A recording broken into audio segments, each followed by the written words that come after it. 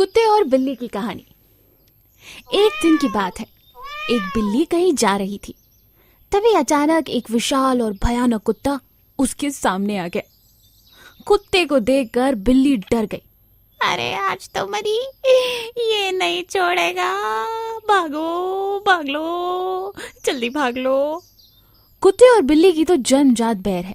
बिल्ली ने अपनी जान बचाकर तुरंत वहां से भागना ठीक समझा। बस बिल्ली तेजी से भागी, लेकिन बेचारी बिल्ली कुत्ते से कम फुर्तीली थी। थोड़ी ही दूर पर कुत्ते ने उसे दबोच लिया। क्या सोच रही थी, मुझसे बचकर भाग जाएगी? आज मैं तुझे नहीं छोड़ूंगा। बोल तेरी आखिरी इच्छा, क्योंकि तू मरने वाली है। बेचारी बिल्ली का तो हवा खराब हो गई। बेचारी बिल्ली का तो बुरा हाल था। आज मुझे कोई नहीं बचा सकता, मौत मेरे सामने है। तभी अचानक उसने अपना दिमाग चलाया। उसने कुत्ते से कहा, कुत्ते भैया एक काम करो, मुझे ना छोड़ दो। अगर तुम मुझे छोड़ोगे तो मैं तुम्हें जिंदगी भर खाना ला के दूंगी। सोचो, मुझे मार के तो तुम सिर्फ आज अपनी पेट भर सकते हो, लेकिन अगर मुझे छोड़ दोगे तो मैं हमेशा तुम्हारे भोजन का इंतजाम करूंगी। तुम्हें कभी मेहनत करने की जरूरत नहीं होगी। सोच लो, फायदे का सौदा है। बिल्ली ने अपनी बातों में कुत्ते को बहला लिया। कुत्ते ने सोचा, बात तो ये सही कह रही है। आखिर कब तक मैं यूं भाग भाग कर शिकार करता रहूंगा? अगर कोई मेरे लिए भोजन लाए तो इससे बेहतर क्या होगा। कुत्ता बिल्ली की बातों में आ गया।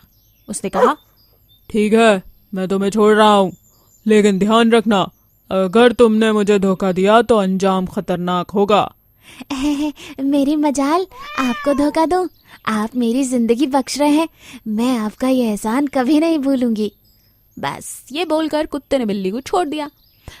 अगले ही दिन से बिल्ली ने कुत्ते के भोजन का इंतजाम करना शुरू कर दिया। वो जो भी खाती उससे पहले कुत्ते के भोजन का इंतजाम करती। सुबह शाम का भोजन अब बिल्ली ही कुत्ते के लिए ला रही थी। कुत्ता मजे में था, आराम से बैठा हुआ बस खाता रहता था। ना तो कहीं शिकार बजाता था और ना ही कोई भागा दौड़ी हो रही थी। जिंदगी चैन से कट रही थी। कुछ महीने यूं ही बीत गए। एक दिन कुत्ता बिल्ली के आने का इंतजार कर रहा था। बिल्ली आई नहीं। कुत्ता भूख के मारे तिलमिला उठा। कहाँ चली गई ये? आज तो मैं इसे छोड़ूंगा नहीं। मेरा भोजन लाने का समय हो गया है और ये गायब है। अभी ढूंढ के बताता हूँ ये कहाँ गई। ये सोचकर कुत्ता निकल जाता है बिल्ली की तलाश में। थोड़ी ही दूर 4-5 गली छोड़कर उसे बिल्ली नजर आती है, जो आराम से भोजन कर रही थी। उसको देखकर कुत्ते को बहुत गुस्सा आती है। तेरी इतनी मजाल कि तुम मेरे भोजन से पहले अपने भोजन के बारे में सोचे। तूने वादा किया था और आज तूने वो वादा तोड़ दिया है। तूने मुझे धोखा दिया है। मेरा भोजन कहाँ है?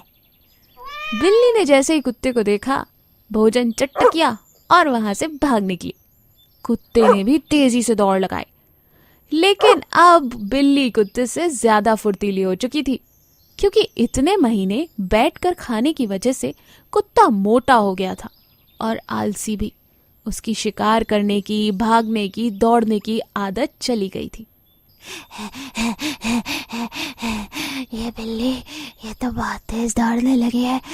मैं इसे नहीं पकड़ सकता। ये बोलकर कुत्ता थक गया और वहीं रुक गया। बिल्ली आराम से निकल गई और उसके बाद उसने कभी कुत्ते के भोजन का कोई इंतजाम नहीं किया। तो देखा आपने, ज्यादा दिन किसी और पर निर्भर रहना कितना हानिकारक है। हमें अपनी जरूरत की चीजें और अपने भोजन का इंतजाम खुद करना चाहिए। ऐसे ही और अमेजिंग कहानियों के लिए हमारे चैनल को लाइक और सब्सक्राइब करना ना भूलें। Thank you. बाघ का लालच।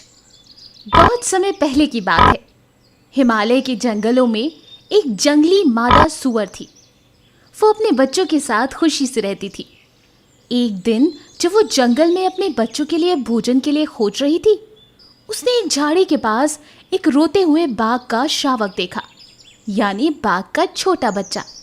बच्चे की माँ का कहीं निशान नहीं मिल रहा था। उसने सोचा, लगता है बाघिन को किसी शिकारी ने मार दिया है। माँ सूअर को शेर के छोटे बच्चे को देखकर दया आ गई। उसने सोचा, मैं कैसे ऐसी हालत में इस छोटे से बच्चे को छोड़ सकती हूँ? आखिर मैं एक माँ हूँ। मेरे जाने के बाद इस छोटे बच्चे को कोई पक्का खा जाएगा। माँ सूअर ने उस शेर के बच्चे को भी अपने पास ही रख लिया और उसकी देखभाल शुरू कर दी। और बाघ का बच्चा भी सूअर के परिवार का सदस्य बन गया। बाघ का छोटा बच्चा और सूअर के बच्चे एक साथ खेलते, एक साथ घूमने जाते, एक साथ ही सो जाते। दिन बीतते गए। एक दिन माँ सूअर की मौत हो गई। तब तक शेर का बच्चा पूरी तरह से विकसित हो चुका था और एक बड़ा शेर बन चुका था। और सूअर के बच्चे भी काफी बड़े हो गए थे और काफी मोटे ताजे भी थे। बाघ की आदत है कि वो मांस पर ही जीवित रहता है। मांस खाने की यही गहरी इच्छा उस शेर के मन में भी धीरे धीरे उत्पन्न होने लगी। वो सूअरों के मांस को खाने के लिए बहुत लालची था। क्योंकि वो सूअरों के साथ रहता था तो सीधा हमला करने से वो बदनाम हो सकता था। इसलिए उसने एक योजना बनाई। एक दिन बाघ ने सूअरों में से एक से कहा, भाई, कल रात मैंने एक सपना देखा।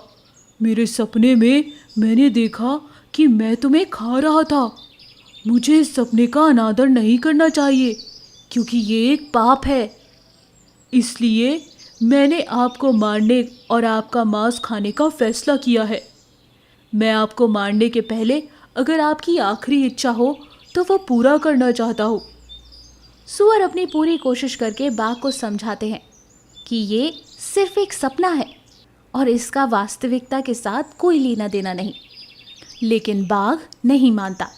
सूअरों को अब तक ये एहसास हो चुका था कि बाघ के चंगुल से बचना आसान नहीं होगा। फिर सूअर ने कहा, अगर तुम मुझे मार दोगे तो दूसरे सूअरों में तुम्हारी बदनामी होगी। मुझे लगता है कि ये बेहतर होगा कि मुझे मारने से पहले 3 जानवरों से आपके तर्क की स्वीकृति ली जाए। बाघ सूअर के इस प्रस्ताव पर सहमत हो गया। वो दोनों पहले बंदर के पास गए और पूरी कहानी सुनाई।